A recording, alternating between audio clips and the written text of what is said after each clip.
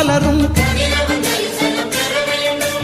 இருளை விலக்கி உலகை எழுப்பும் ஞாயிறு அங்கே குடியிருப்பான். அவன் ஆனை முகத்தனின் அடியவர் மனத்தில் ஒளியாய் வந்து கொலுவிருப்பான்.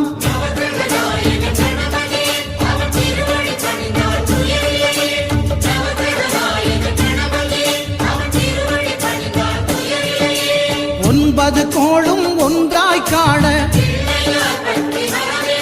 அங்கு கற்பகம் என்னும் கடவுளின் வெயில்